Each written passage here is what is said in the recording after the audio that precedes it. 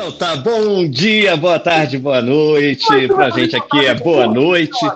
Não, não tem contagem, a gente já começou aqui. Hoje o esquema é orgânico. Nós estamos para mais um podcast, para mais uma reflexão em cima de um dos capítulos desse livro que tem balançado as nossas cabecinhas aqui. Hoje com o capítulo 8. O título é O Romance da Ortodoxia, um título bem interessante, que inclusive daqui a pouco eu vou perguntar para o nosso interlocutor, que no caso hoje é ninguém mais, ninguém menos que o pastor Rodrigo Português, da Igreja Bethesda de Brasília, mais do que pastor, amigo, irmão, pessoa muito presente. Um prazer estar dividindo essa tribuna com você. Já começa passando pano, porque, né, beleza, então tá bom. E prazer mesmo, Rodrigo, prazer estar aqui. E a gente gostaria de cumprimentar os nossos espectadores.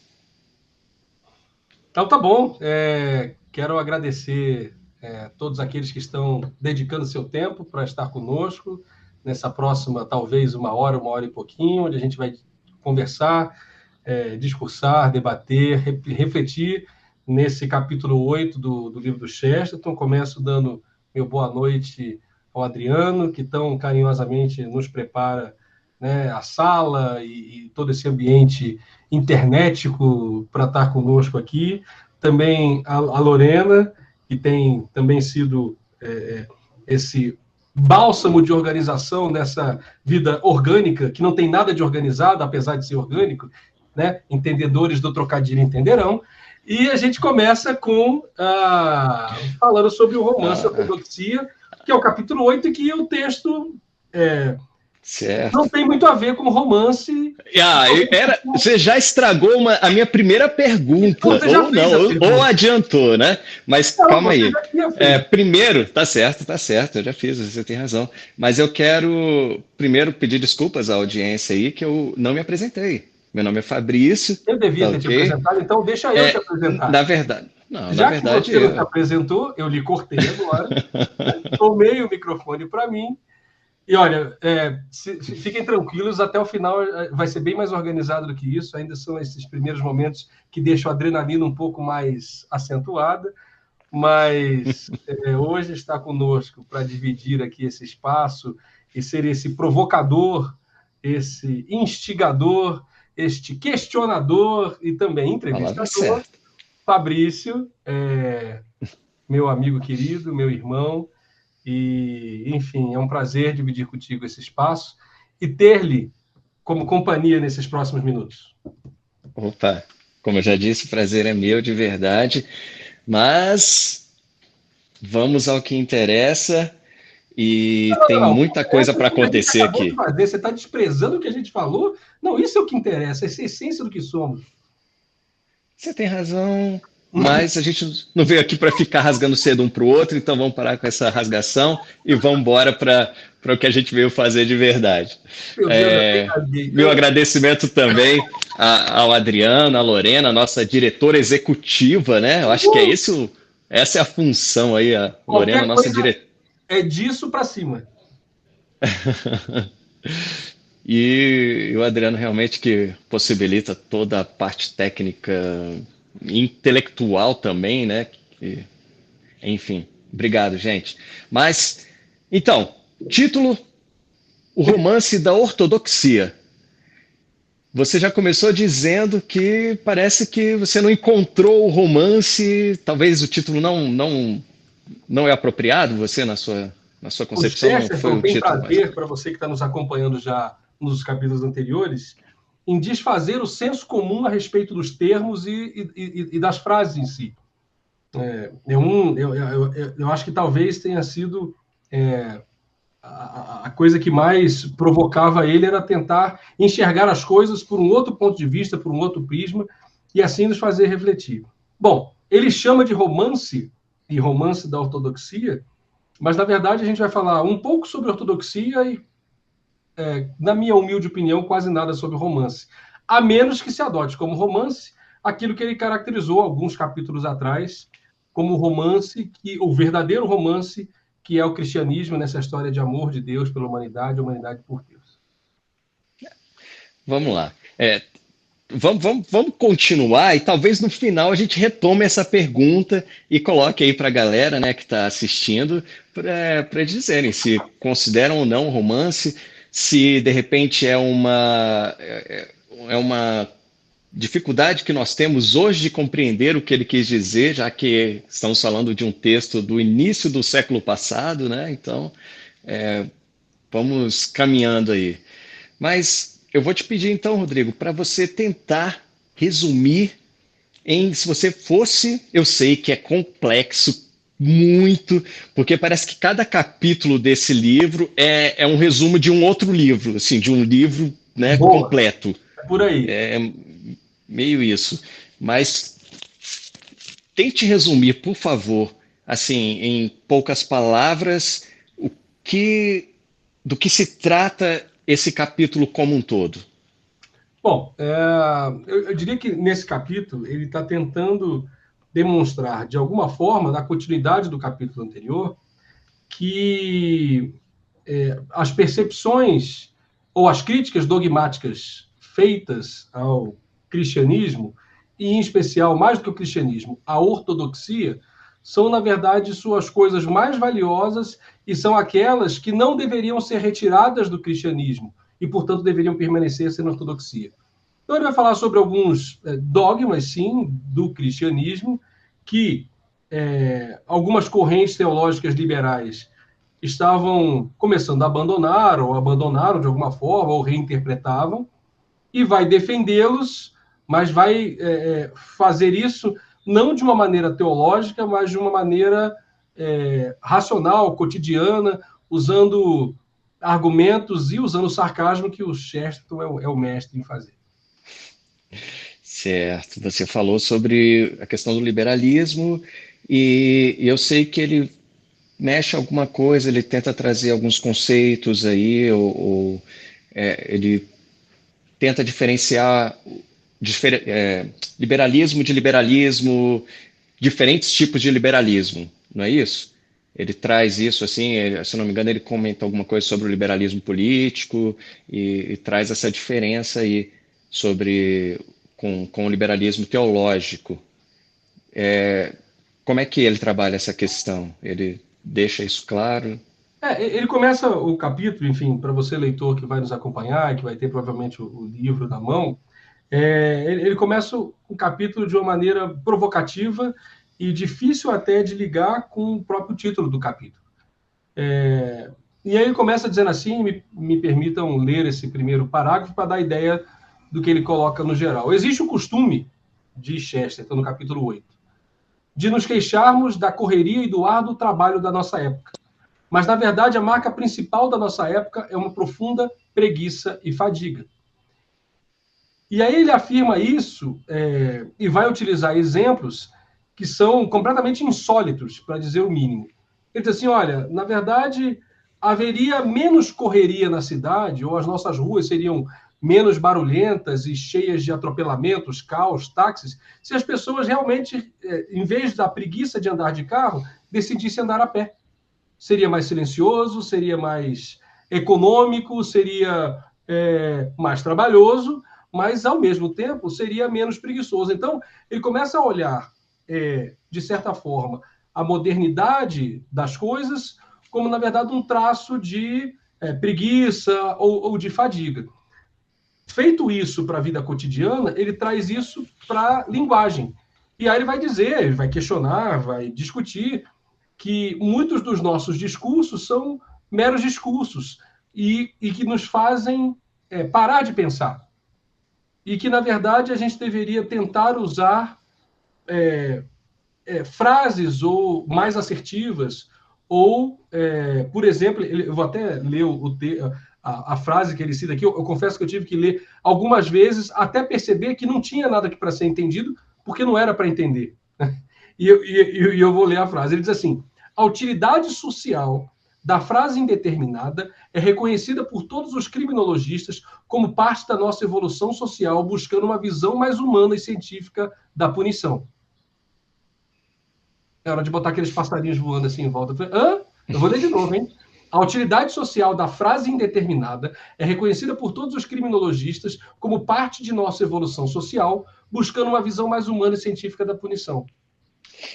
Tá. Então deixa eu ver se eu entendi o que ele está tentando fazer aí. Ele juntou um monte de palavras que são com significados relativamente complexos e palavras rebuscadas, que leva o interlocutor a ficar pensando, quer dizer, pensando ou não, na verdade, sobre aquilo, né, assim, se satisfazer com a forma, com aquilo que foi apresentado, e independente do que quer dizer aquilo. Então já fica satisfeito com, né, É isso aí. mais ou menos isso. Tira do interlocutor a necessidade de refletir do que o cara está falando, porque o cara botou palavras justapostas, desconexas de uma forma, ou, pelo menos, num discurso tão complexo, que as pessoas simplesmente perdem a necessidade. E aí ele substitui e fala assim, que tal você dizer assim?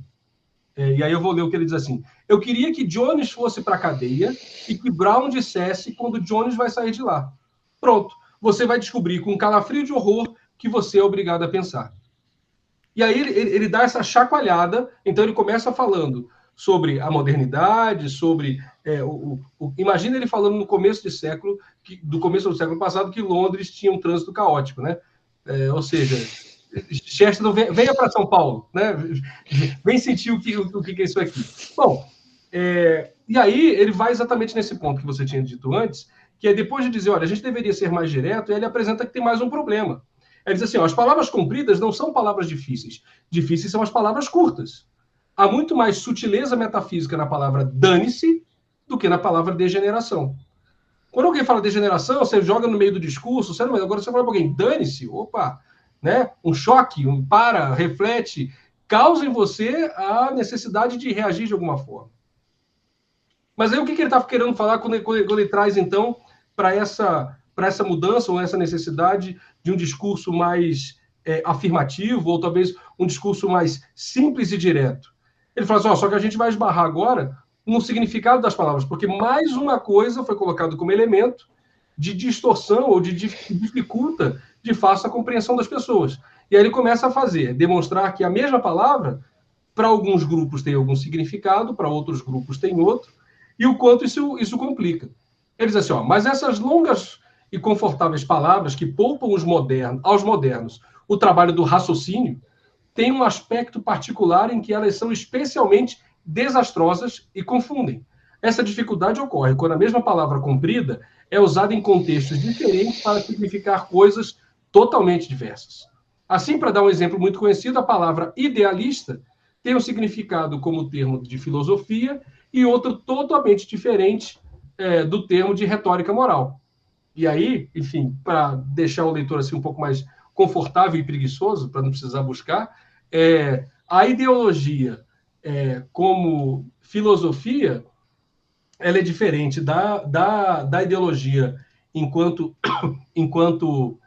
retórica moral, porque no campo da filosofia, essa ideologia ela não é uma coisa, como é que eu vou dizer, mítica ou de boa vontade. Ela é objetivamente se pensar numa certa unidade ideal das coisas. Já a ideologia materialista, ela está focada, ou ela tem um significado para essa pessoa moralista, ou de uma coisa de ideais superiores, de uma coisa de pensamentos superiores, né?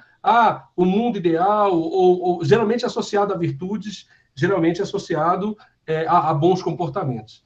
Ele diz, olha, Rodrigo, ele tá lidando com os conceitos populares versus conceitos um pouco mais técnicos, mais dentro de disciplinas mais especializadas. Ele está lidando com essa questão, com essa diferença entre...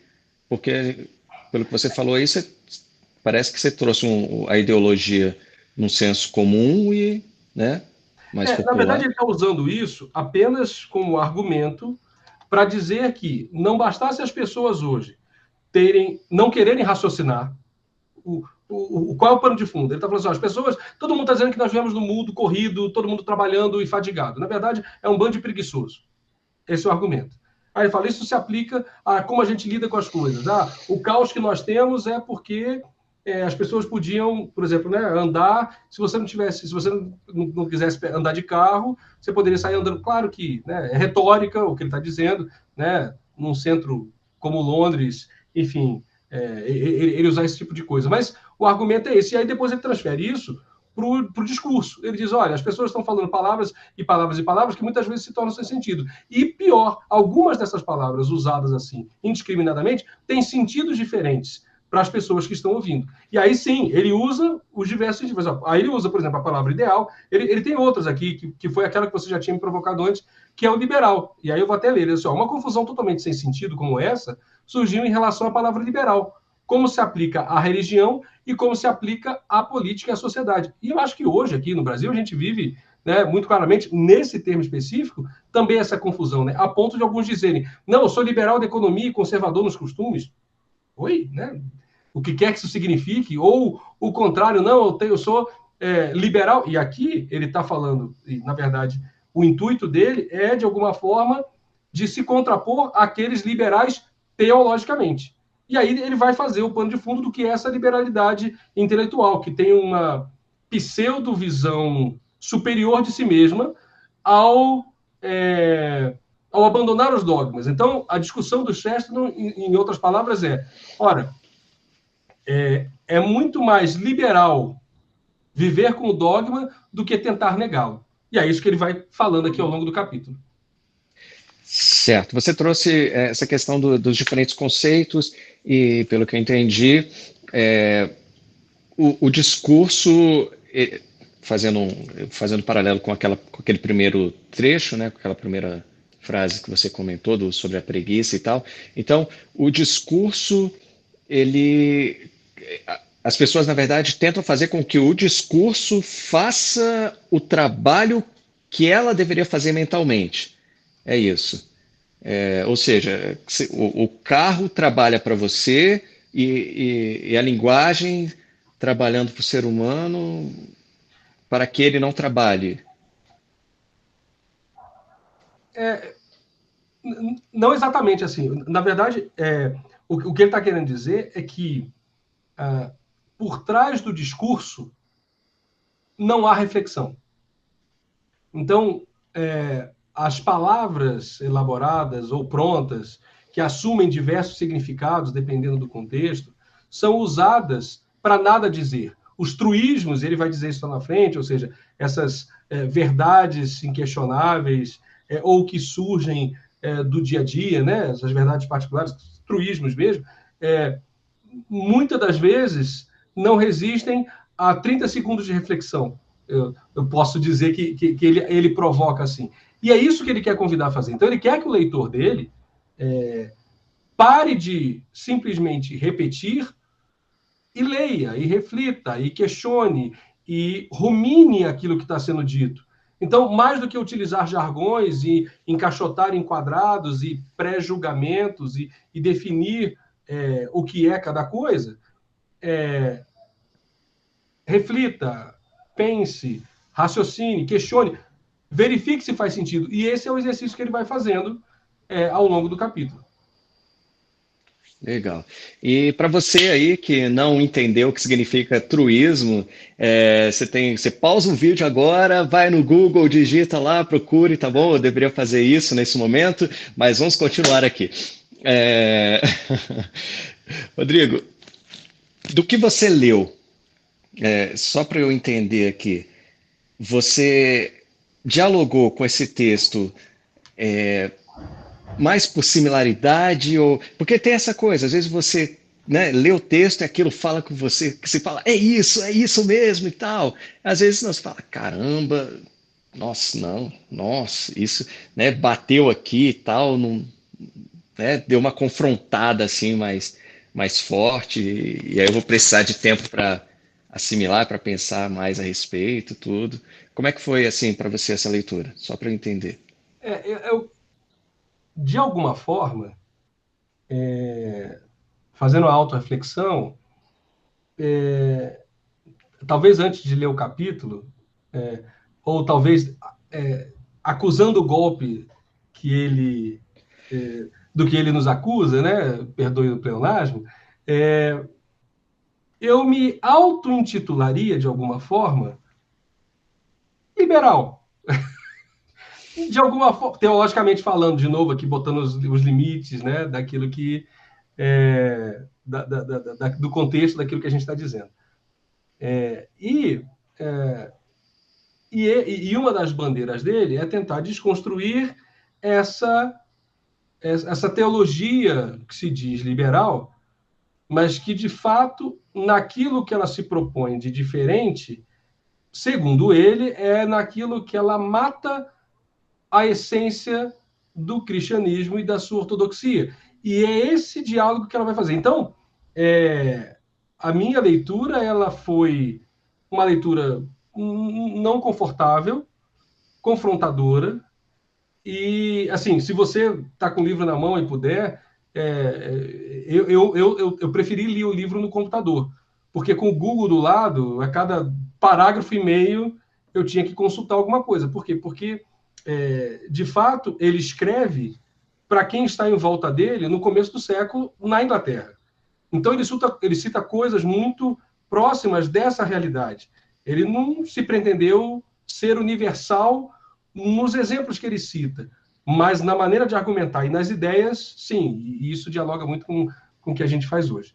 Então, respondendo a sua pergunta, foi uma leitura conflituosa, mas, ao mesmo tempo, muito enriquecedora, porque a maneira sarcástica com que ele argumenta as suas ideias, elas provocam e, de certa forma, eu ia dizer escandalizam, mas elas escancaram essas verdades que, ditas pelo Chesterton, parecem tão simples. Ele é um cara capaz de criar frases sensacionais.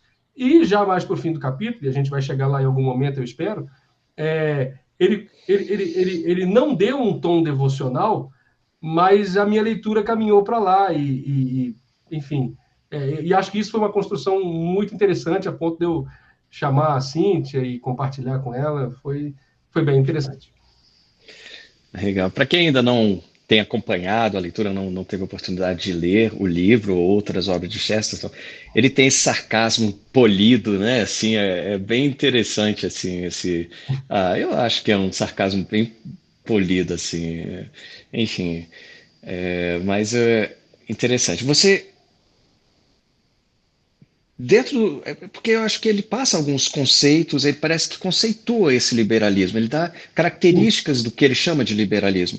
Você conseguiu se enquadrar dentro desses conceitos? Eu preferia falar do Chesterton, mas já que você está querendo falar de mim... não necessariamente, não necessariamente. É claro que... E acho que a gente pode ir caminhando pelo livro, e aí a gente pode dar esse tipo de detalhe, mas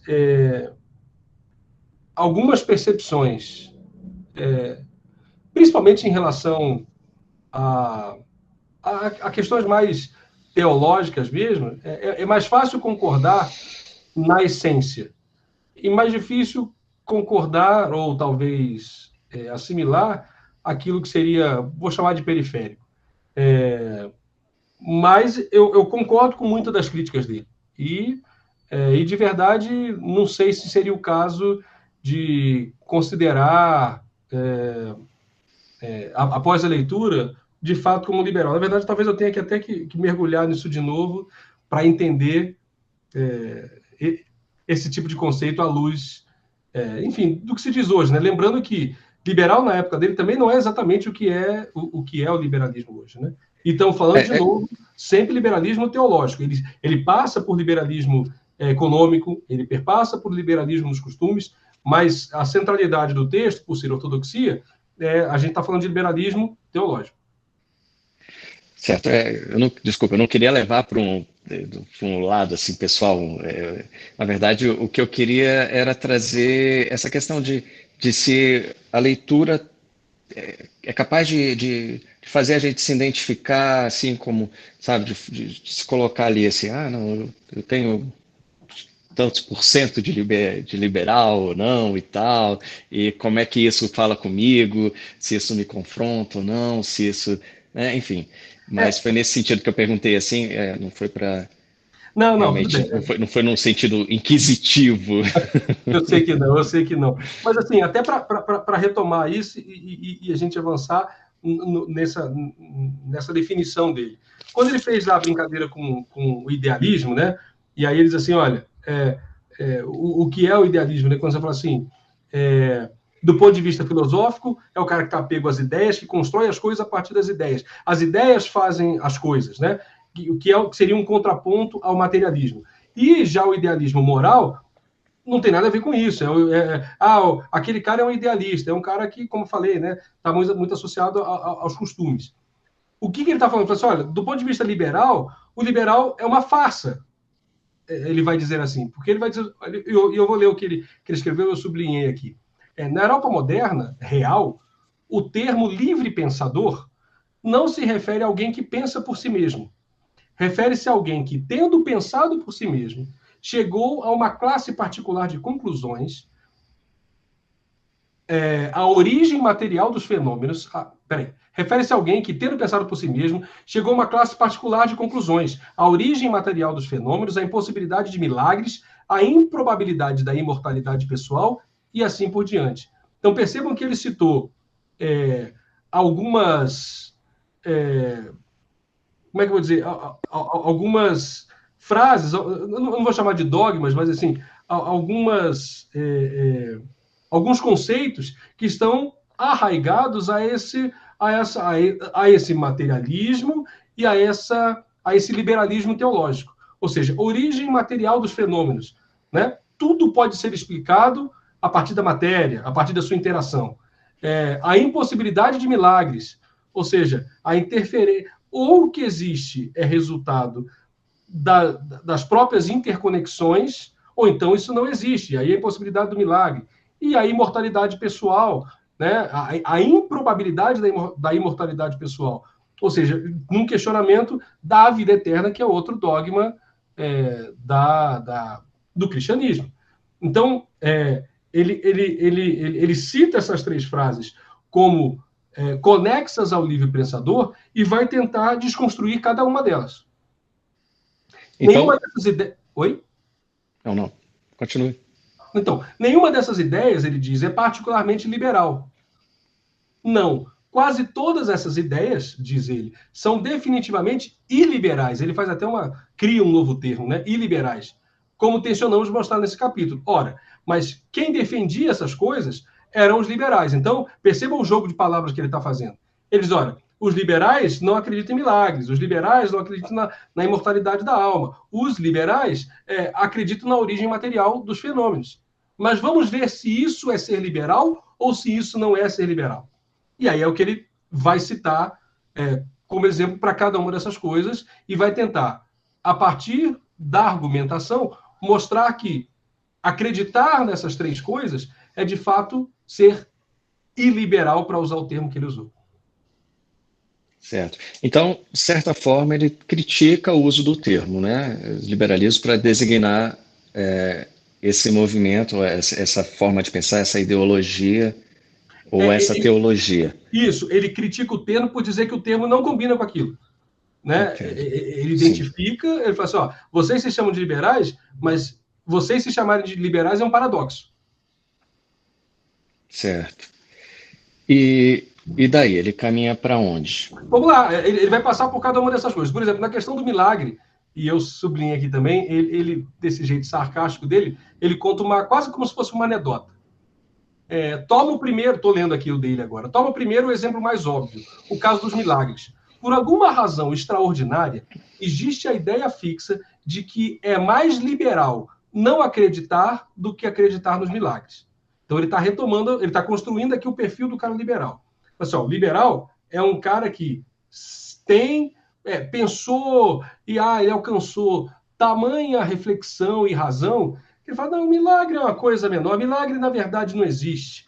Né? Nós aqui no mundo racional, no mundo que compreende as coisas a partir dos fenômenos físicos, entendemos que milagre é coisa de quem não compreende o mundo. Muito bem, aí ele vai dizer, o motivo, eu não consigo imaginar de alguém dizer que o liberal é aquele que não acredita em milagres. Por alguma causa inconcebível, um membro do clero que seja liberal ou tolerante sempre significa um homem que deseja, no mínimo, diminuir o número de milagres. Nunca significa um homem que deseja aumentar esse número. Sempre significa um homem que está livre para não acreditar que Cristo saiu da sua tumba. Então, olha lá, o que ele está dizendo? Então, o liberal é o cara que não acredita em milagre. O liberal é o cara que está pronto para dizer esse negócio de acreditar que Jesus ressuscitou, saiu da tumba. Mas aí, olha o contraponto dele. Nunca significa que um homem está livre para acreditar que a sua própria tia saiu da cova. Então, ele usa a ironia e o sarcasmo para dizer assim, olha, se você é liberal, você não tinha só que acreditar que Cristo saiu, mas você deveria acreditar, inclusive, que sua tia pode ter saído da cova, porque essa é a liberdade. Então, quando o cara... Entendo. Né? O sarcasmo dele é isso. Então, assim... Ele está atacando, então, nesse momento, ele está atacando o nome. Talvez, não sei, aí eu teria que pesquisar um pouquinho sobre o surgimento do liberalismo, como é que isso impactou ali a geração dele. Mas talvez houvesse um certo modismo na época e tal, que o preocupasse. Aquilo de 100 anos, a gente pode dizer. Hã? Modismo então, hoje já não é modismo, hoje já é uma coisa mais entremeada na cultura, no pensamento. Eu acho que hoje, né, assim, tem um movimento contrário ainda, né, principalmente das igrejas mais, das denominações mais históricas e tal, enfim, mas é uma coisa que está mais entremeado, né, enfim. Ele cita um outro exemplo que eu acho bem engraçado, ele diz assim, é comum haver problemas numa determinada, eu vou chamar de congregação, numa determinada igreja, porque o seu pastor não consegue admitir que Pedro caminhou sobre as águas. Então ele vai dizer que estava raso, que, enfim, as ondas, né? Eu já estou elaborando em cima do texto do Chesterton. Mas ele diz assim, no entanto, é raro descobrirmos problemas numa determinada congregação, porque o pastor diz que seu pai caminhou sobre o lago, e aí a gente pode botar aqui o Lago Paranoá, por exemplo, o nosso de Brasília. E aí ele está dizendo, olha, é o liberal que está limitando, é o pseudo-libertador de mente aberta que está dizendo que o impossível, que o milagre, que o transcendente, que o mundo espiritual não existe. Então, a acusação dele é essa, né? Essa é uma das primeiras acusações dele contra os liberais. E aí ele vai dizer, olha, mas na verdade, essa ideia de que somos livres para negar os milagres, que é o que o liberalismo diz, nada tem a ver com as provas em favor deles ou contra eles. Ou seja, não é uma questão de provar se milagres existem ou não. É um preconceito verbal, e aí a gente retoma ao início do capítulo, né, quando ele vai explicar o jogo de palavras. Então ele diz, olha, na verdade isso é um preconceito verbal cristalizado, cuja origem e cujo princípio não estão na liberdade de pensamento do materialismo, mas simplesmente em seu dogma. O homem do século XIX não desacreditava na ressurreição porque o seu cristianismo liberal lhe permitia essa dúvida. Vamos lá. Ele está dizendo, olha, o homem do século XIX não está em dúvida, não desacredita a ressurreição porque o cristianismo liberal lhe permite duvidar da ressurreição. Ele desacredita da ressurreição porque o seu materialismo muito rigoroso não lhe permite acreditar na ressurreição. Eu ia fazer essa pergunta, se ele faz essa mescla, se ele faz essa mescla mesmo, ou essa confusão entre liberalismo e materialismo, se ele une essas duas coisas. É isso, ele está dizendo assim, as pessoas se escondem no liberalismo para se arraigar do seu materialismo. Então, é a falta de fé, ou, dito de outra forma, é o materialismo que na verdade desacredita. Porque se chamar de liberal para dizer, não, mas você tem que ter mente aberta, pode ser que não tenha acontecido milagres, pode ser... Não, não é isso. A sua dúvida não é porque você é liberal, e sim porque você, materialista demais, não consegue alcançar, não tem a mente livre para alcançar as coisas icônicas, né? As coisas idealizadas no sentido do idealismo de ideias que ele tinha trazido da filosofia. Agora, Rodrigo, trazendo um pouquinho para os dias de hoje, eu acho que talvez se ele fosse escrever, ele não poderia escrever da mesma forma, não pelo menos sem ser parcial, né? Porque hoje eu acho que nós temos as duas coisas, eu vou chamar de extremos, assim, porque a gente vive num momento muito dualista, assim. Então, mas a gente tem aqui temos muito presente na nossa sociedade, aqui no Brasil, bastante, e não só aqui no Brasil, eu tenho certeza que em outros países também. Conheço particularmente culturas como onde o evangelho chegou, levando esse tipo de crença, em que tudo é milagre, quer dizer, as pessoas vivem pelo milagre e, né, assim, a vida das pessoas parece que é movida por milagres o tempo todo e é milagre atrás de milagre e desde um copo d'água até uma coisinha, um itemzinho, um pedacinho de alguma coisa que é vendido, que realiza o milagre, enfim, então, o outro lado, né? Milagre só é milagre. Milagre, para usar um dos termos que ele usa aqui, que é prodígio, que é portento, só é porque é único, porque ele destoa do natural. Na medida em que milagre é o natural, deixou de ser milagre. A definição de milagre, ou esse entendimento de que milagre é aquilo que foge do usual e que é uma interferência direta divina na ordem natural, não pode ser transformada corriqueira. Apesar de identificarmos, por exemplo, o nascer do sol todo dia como um milagre. Mas milagre por quê? Porque independe da vontade humana. Então, o homem não consegue ajudar o sol a nascer e nem o sol se pôr.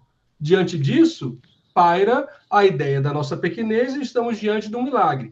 Mas o outro conceito do milagre é aquele mais próximo, mais perto, que de fato acontece à nossa volta e que nos faz perceber a proximidade com essa divindade. Então, concordo com você. Ao mesmo tempo em que ele, pensando nos nossos dias, há aqueles céticos que negam o milagre, há aqueles que vivem apenas em função deles.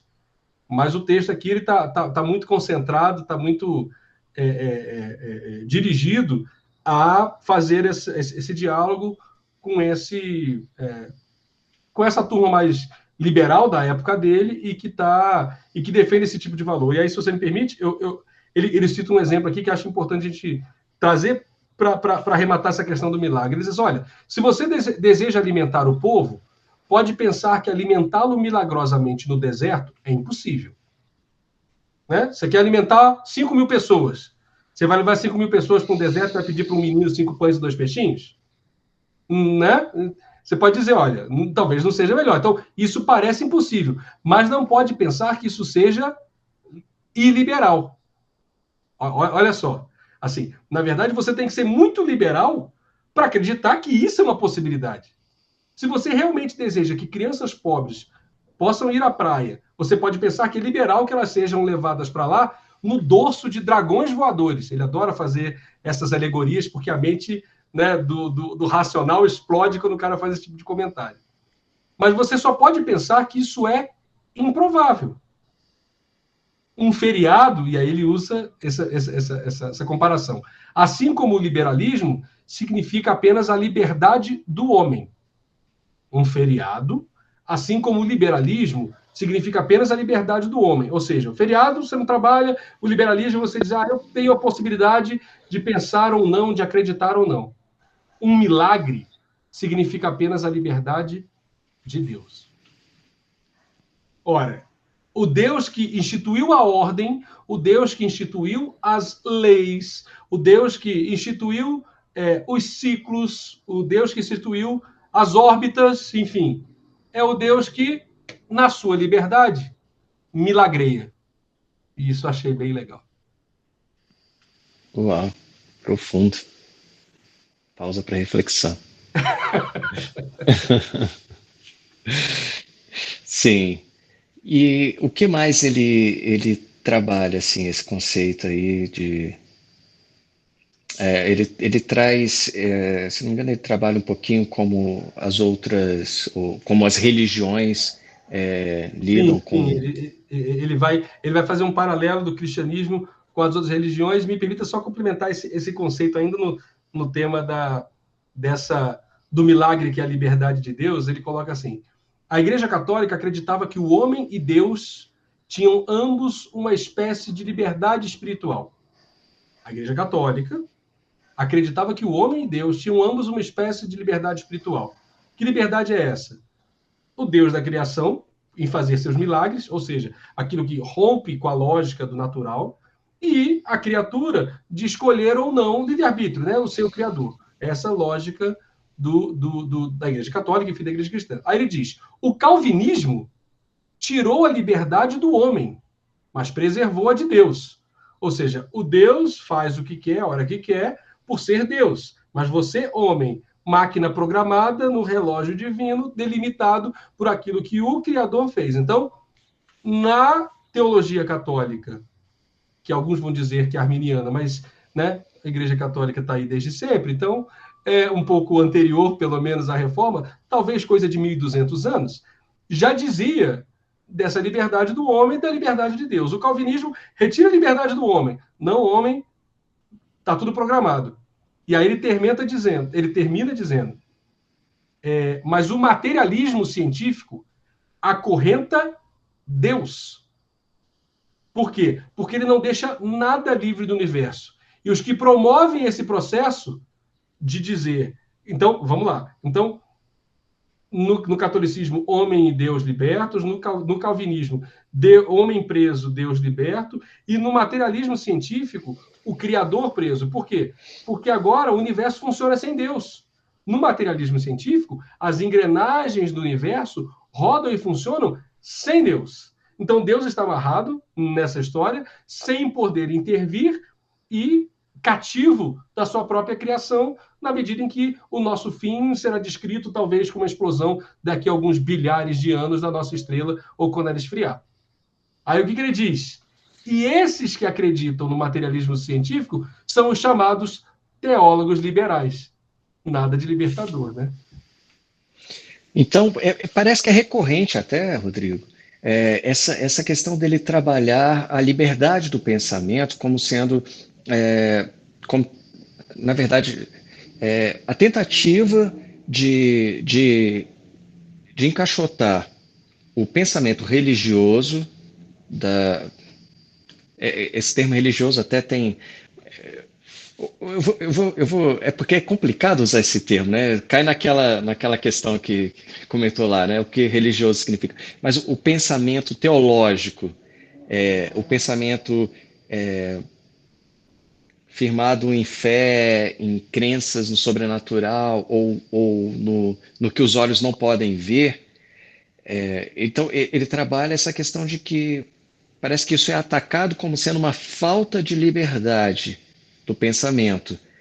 E, na verdade, não é.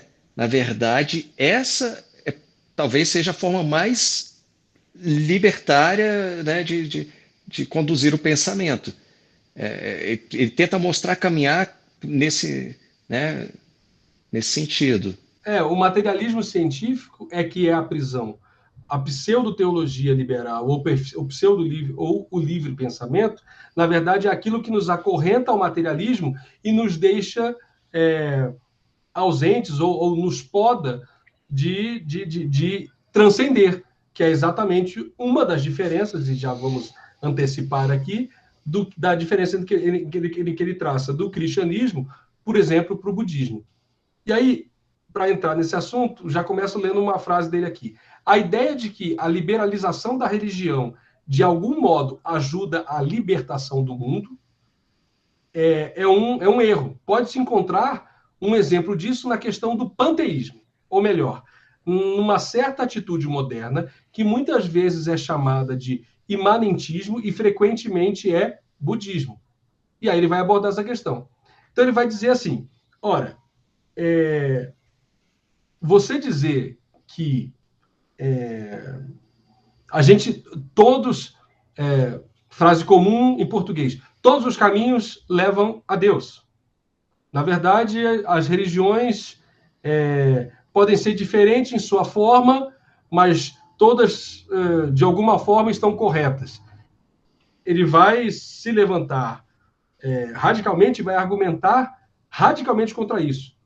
Ó, as religiões da Terra diferem em ritos e formas, mas são a mesma coisa naquilo que ensino. Isso é falso e é contrário aos fatos. E aí, obviamente, agora ele começa a argumentar que o cristianismo, na verdade, é único em relação a todas as outras. E quando as outras, de alguma forma, se parecem com o cristianismo, não é porque são iguais, mas é porque o cristianismo é tão... Os preceitos do cristianismo são tão lógicos, são tão racionais, são tão universais, que até mesmo outras religiões o acompanham nisso. Por exemplo, quando dizem, o budismo é misericordioso, o budismo, ele de alguma forma prega o desapego às coisas materiais. E aí diz, olha, tá vendo? O cristianismo e o budismo são parecidos. Não, na verdade, não só o cristianismo e o budismo dizem isso, mas o budismo é parecido com o cristianismo nisso, assim como outras religiões são parecidas com o cristianismo nisso, porque é isso que se espera da humanidade. Né? É isso que, moralmente, de alguma forma, são conceitos universais. Então, não é porque sejam parecidos, mas é porque a obviedade do conceito é tamanha, ou, dizendo nas palavras de Paulo aos Romanos, né? A glória manifesta de Deus, ou a divindade divina, é tão manifesta na criação que mesmo outras religiões conseguem professar esses conceitos que são tão caros ao cristianismo, mas também são caros à humanidade. Alguns conceitos do cristianismo, eles são muito anteriores ao próprio cristianismo, né? A vinda de Cristo, né? São bem anteriores, desde talvez dos 10 mandamentos, aquela coisa toda, né? Tem alguns preceitos que já estavam muito claros lá, só que foram deturpados com o passar do tempo, e parece que Cristo vem e resgata a forma original, o que era para ser de fato, né? Então, assim, porque existem religiões que são mais antigas que o cristianismo, né? Então, ele faz uma palavra sobre isso e que eu acho interessante a gente também compartilhar aqui. Ele diz assim, quase todas as grandes religiões da Terra funcionam com os mesmos métodos externos, com sacerdotes, escrituras, altares, irmandades, com votos, festas especiais. Na verdade, elas concordam no método, diferem no que ensinam.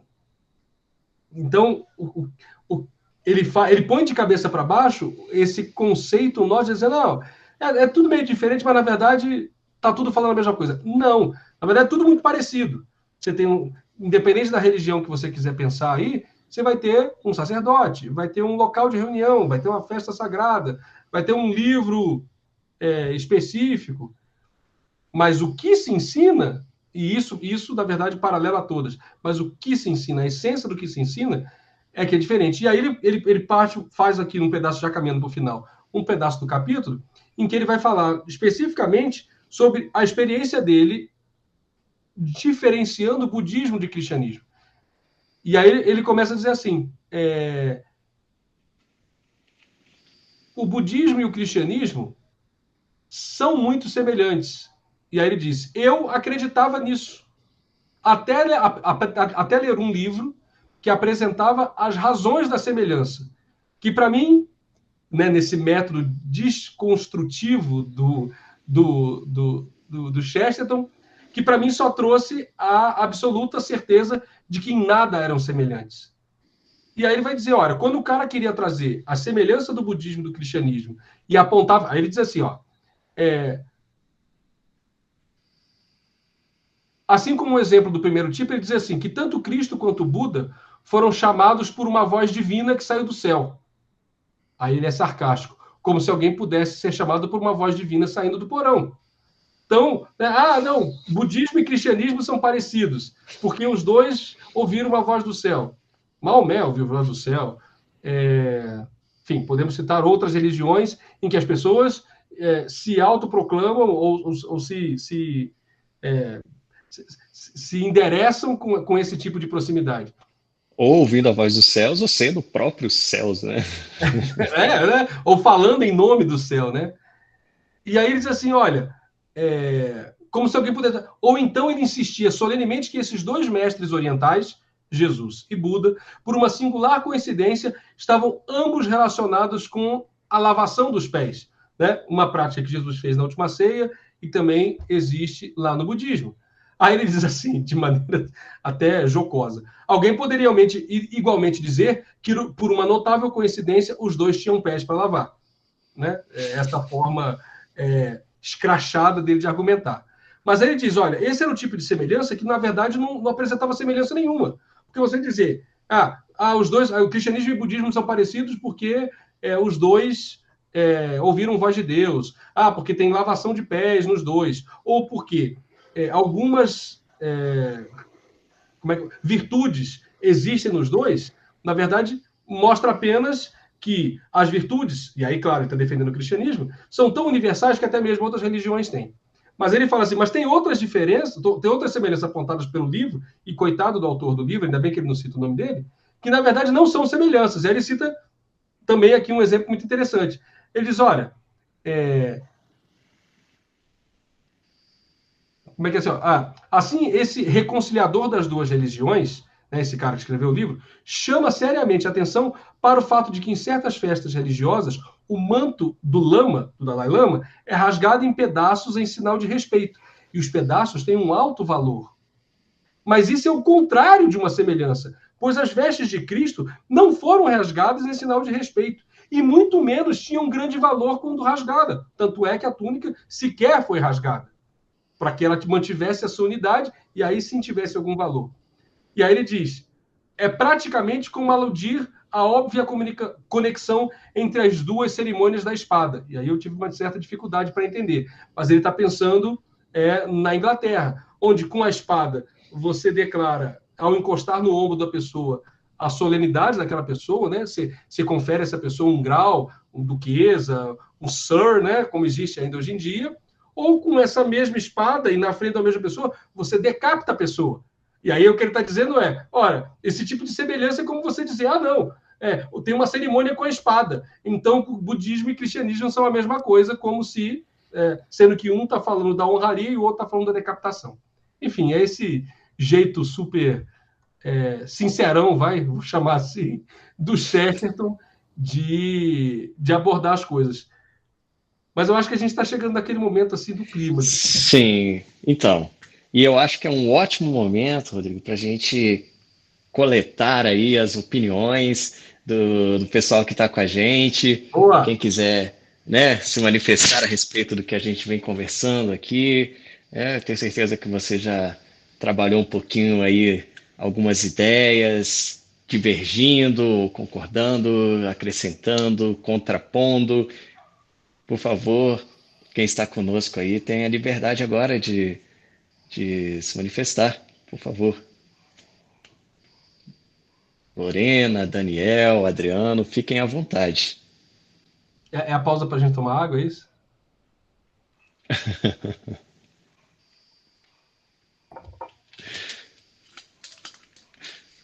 Olha aí.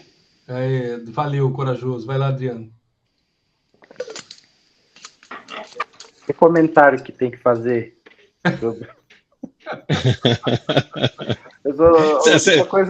Você não leu o roteiro, não? Você não leu o roteiro? Eu sabia que a gente não ia levar a sério até o final. Oh, meu Deus.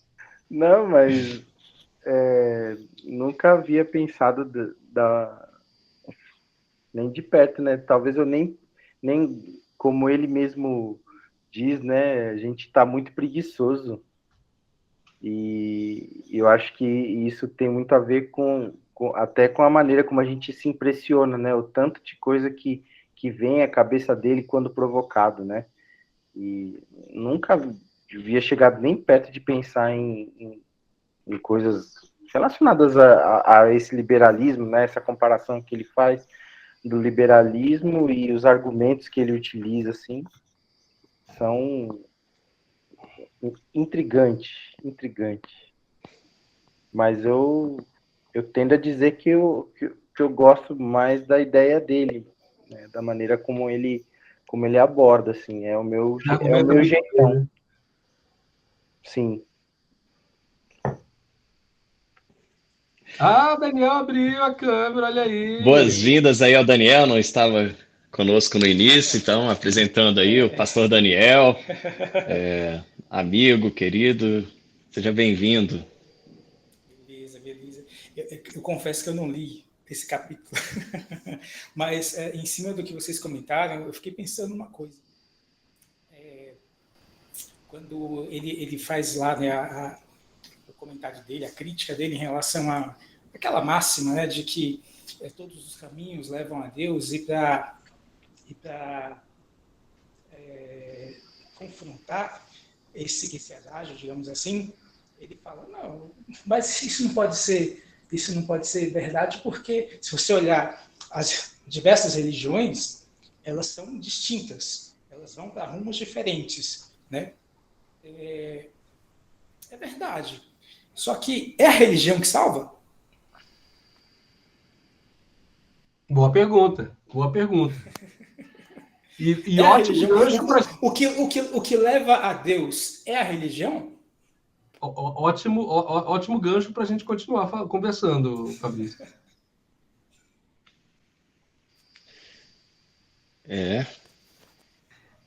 O que ele vai trazer aqui, Daniel, e a gente encaminha aqui para o finalmente, é nessa comparação budismo, cristianismo, ele diz, olha, de fato, o cristianismo não só é diferente, e aí, de alguma forma, sem dizer isso, ele aponta como mais excelente.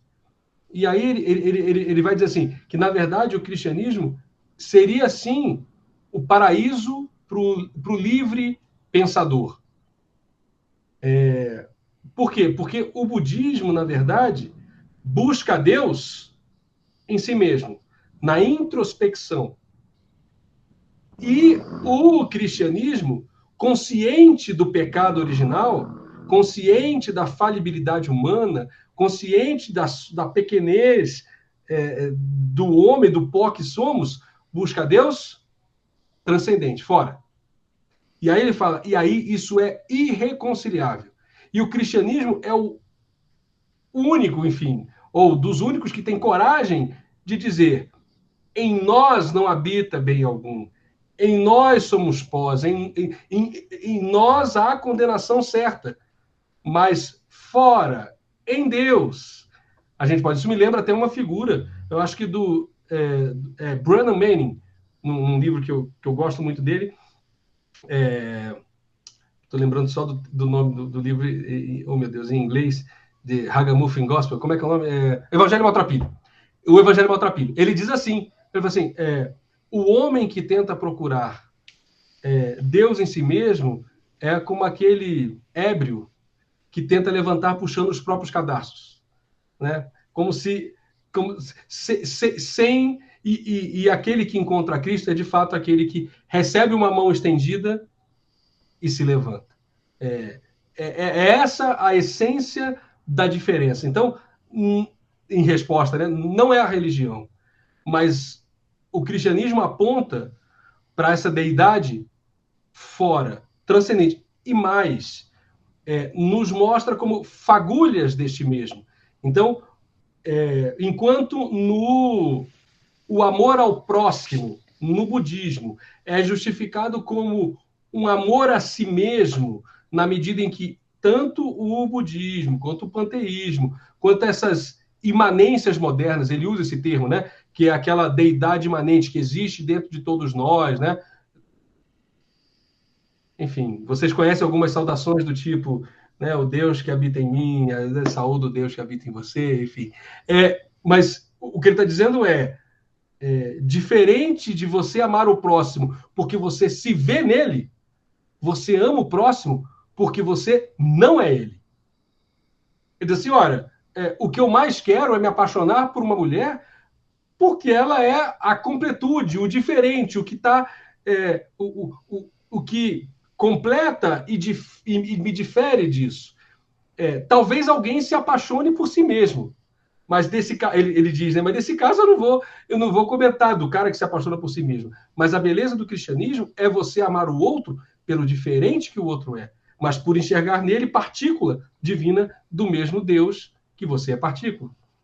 Então ele começa a falar dessa diferença e transcendência do cristianismo, que vai buscar Deus fora de si, né? Então, não adianta quanto mais você olhar para si, e aí ele fala de características dessas religiões, né? Ele diz, olha, quando eu sou eu e tu é tu, eu consigo lutar com tu, lutar contigo e te amar. As revoluções, e aí ele defende um pouco o mundo ocidental, né? As guerras no mundo ocidental, os destronamentos no mundo ocidental, só acontecem porque, reconhecendo um Deus bom, um rei bom, um senhor bom, e olhando aqui na Terra um senhor mau, um pastor mau, um presidente mau, é que nós nos insurgimos contra isso, porque este não é o modelo que a gente tem de divindade. Agora, quando o modelo de divindade é aquilo que está dentro de nós, como identificar o que é errado ou equivocado? Na verdade, passa tudo a ser um grande crisol. E aí eu vou usar um outro exemplo que eu tive que dar um pause para entender o que ele estava falando. O crisol é essa cumbuca química, né, utilizada na química para misturar os elementos. E ele foi muito perspicaz, né, em materializar essa figura. Ou seja, é isso. Eu vou me dirigindo aqui para o fim. Eu sei que o nosso horário está esvaindo, mas eu queria terminar com, se você me permite, enfim, Fabrício, Adriano, com algumas reflexões que ele trouxe a respeito do cristianismo bem pontuais. Por favor. Ele diz assim, insistindo especialmente na imanência de Deus, ou seja, nesse Deus que flui de nós mesmos, temos introspecção, auto-isolamento, quietismo, indiferença social. Por quê? Estou pensando só em mim. Insistindo especialmente na transcendência de Deus, ou seja, em oposição à imanência de Deus, temos deslumbramento, curiosidade, aventura moral e política, indignação justa. Cristianismo.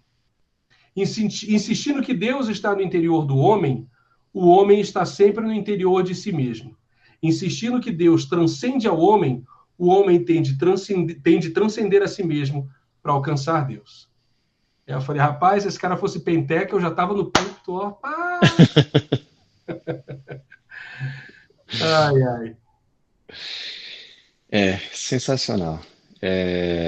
Claro que a gente não tem a noite inteira para debater aqui o tema, mas também não é a nossa intenção exaurir, né, todo o assunto do texto.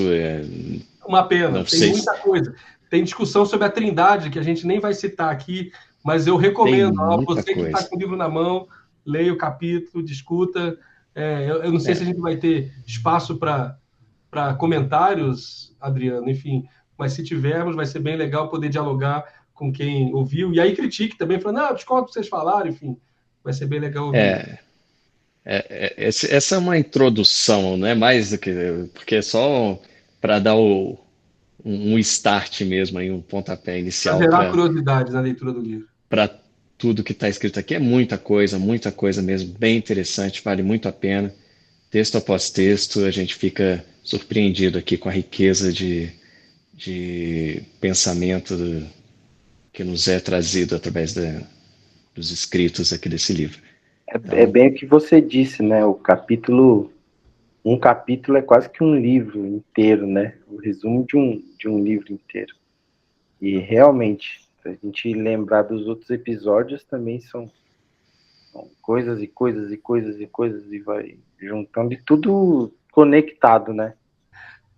É diferente mesmo.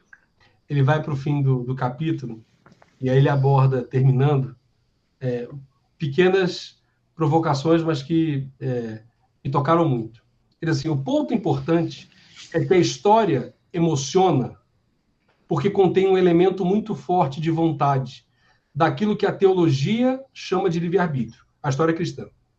Você não pode concluir uma soma do jeito que prefere. Né? E isso, para nós, né, Adriano, né, exáticos aqui, é uma prisão. Mas, na verdade, a gente se sente confortável. E aí, aquela questão do preguiçoso. Né? Você 2 mais 2 é 4, ponto. Não tem... mas é... Não, então. Ele diz, olha, você não pode concluir uma soma do jeito que prefere, mas uma história assim. Quando alguém descobriu o cálculo diferencial, havia apenas um cálculo diferencial a descobrir. Mas quando Shakespeare matou Romeu, olha que legal, ele poderia tê-lo casado com a velha babá de Julieta, se ele se sentisse inclinado a fazê-lo.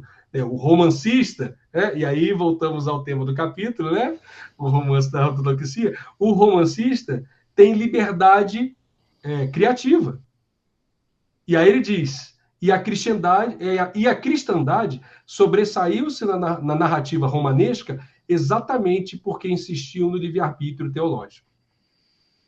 Então, é como se dissesse, a nossa pérola no cristianismo é exatamente essa possibilidade, essa liberalidade, essa liberdade de escolher entre o bem e o mal, de poder ser julgado e de ser condenado, mas também de ser agraciado. E aí ele completa. A falácia de todo esse caso é que o mal é uma questão de escolha, né? Porque em algum momento alguém disse assim, vamos curar as pessoas, ou pelo menos vamos tentar, como é que eu vou dizer, tratar alguém que, por exemplo, roubou como alguém que é asmático. Vamos dar um remédio que transforma essa pessoa. Ele vai dizer, é questão de vontade. E a essência do humano é a vontade. O outro é uma questão orgânica, de uma doença, enfim, que se instala e de um remédio que toma. Ele falou assim, se você conseguir me mostrar alguém que fala assim, eu quero ser asmático, tá resolvida a questão. É isso aí. Muito legal. Estamos chegando ao fim de mais um podcast, né? Com ótimas reflexões. Mais um podcast. Não. Você pode cortar essa parte aí. Não, então não termina, não. Então, peraí. Então deixa eu... Mas eu queria, porque eu queria perguntar, eu queria fazer uma pergunta que é aquela pergunta do início. Então, peraí. Então, daqui a pouco você faz a pergunta. Que aí eu termino com essa frase, com esses últimos 2 parágrafos, aí você faz a pergunta. E antes da gente terminar, eu vou aqui citar os 2 últimos parágrafos, entrego para o Fabrício para finalizar, mas algo que me tocou profundamente e eu queria compartilhar com vocês. Ele diz assim, por último, essa verdade é mais uma vez comprovada no caso das tentativas modernas comuns de diminuir ou de explicar racionalmente a divindade de Cristo. O caso pode ser verdadeiro ou não. Tratarei disso mais tarde. Mas se a divindade de Cristo é verdadeira, ela com certeza é terrivelmente revolucionária. Que um homem bom possa assumir uma posição defensiva não é dizer demais do que já sabíamos, mas que Deus pudesse assumir uma posição defensiva é um motivo de vanglória para todos os insurgentes de sempre, para todos esses que têm essa posição revolucionária dentro de si. Gostei da risada do Adriano, acho que ele entendeu o ponto. O cristianismo é a única religião do mundo a sentir que, e olha essa frase, a onipotência tornava Deus incompleto. O cristianismo é a única religião do mundo a sentir que a onipotência tornava Deus incompleto. Apenas o cristianismo sentiu que Deus, para ser totalmente Deus, deve ter sido rebelde, bem como o rei. Dentre todos os credos, o cristianismo foi o único que acrescentou a coragem e as virtudes do Criador, pois a única coragem digna desse nome deve necessariamente significar que a alma passa por um ponto de ruptura e não se parte. Mas, naquela história terrível da paixão de Cristo, há uma distinta sugestão emocional de que o autor de todas as coisas, de algum modo impensável, não apenas passou pela agonia, mas também pela dúvida. Está escrito: não tentarás o Senhor teu Deus. Mas não, o Senhor teu Deus pode tentar-se a si mesmo. E tem-se a impressão de que isso foi o que aconteceu no Getsêmani. No jardim, Satanás tentou o homem. E num jardim, Deus tentou Deus. De uma forma sobre-humana, ele passou pelo horror do pessimismo. Foi abandonado, foi traído. Já estou eu aqui completando as frases. O mundo foi abalado e o sol desapareceu do céu, não no momento da crucificação, mas no momento do grito do alto da cruz, o grito que confessou que Deus foi abandonado por Deus. Não, a questão é bem difícil, mas deixemos que os próprios ateus escolham um Deus. Eles encontrarão apenas uma divindade que chegou a expressar a desolação deles. Apenas uma religião em que Deus, por um instante, deixou a impressão de ser ateu também. Uau! É.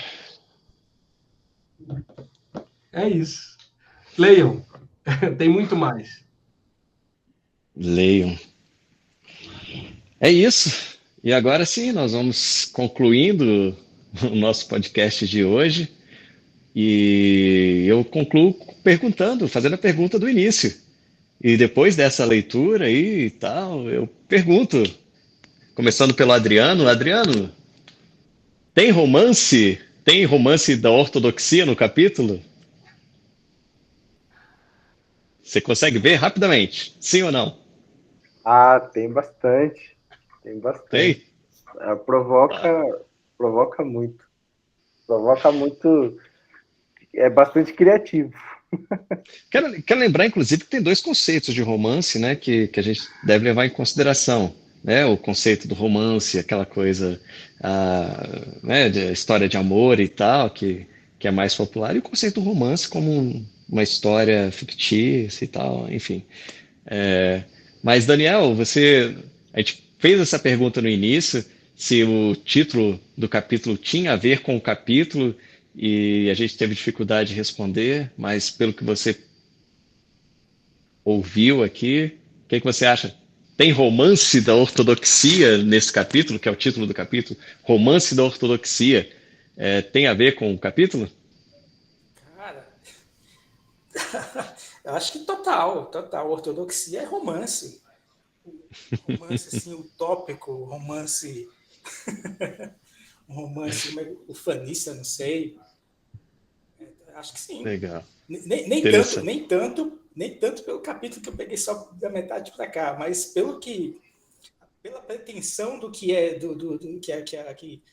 o termo traz, né? A pretensão do que é ser ortodoxia, é totalmente romântico. Bem, considerando que ele trabalha bem isso, né, durante todo o capítulo, quer dizer, vai caminhando para trabalhar essa questão, então diria que sim. A Lorena não está mais conosco, é isso? Ah, que pena. Mas é isso. Eu também acho, principalmente nesse final aí, trouxe, sabe, arrematou assim, que trazendo um conceito até mais amplo até de romance, eu acho que sim, acho que no final das contas dá para colocar esse título no capítulo, sim. Tudo bem, Chesterton, dessa vez passa. E é isso aí, minha gente. Muito obrigado a todos que estiveram conosco, muito obrigado a sua participação aí nos comentários. Se vocês quiserem fazer, serão bem-vindos. E também serão bem-vindos para estarem conosco em outras oportunidades, aqui ou lá fisicamente também, nas nossas reuniões. Um grande abraço para vocês e fiquem na paz desse Deus tão incompreendido e justamente incompreendido, afinal de contas, desse tamanho todo que ele é difícil, né? Mas a gente vai aqui caminhando pouquinho a pouquinho para entender, tentar entender um pouquinho mais disso tudo que a gente tenta viver, tá bom? Fiquem com Deus. Obrigado, Rodrigo. Obrigado, Adriano. Que Deus nos abençoe a todos. E se quiserem falar mais alguma coisa, despedir do pessoal, fiquem à vontade. Tchau. Tchau, tchau, gente.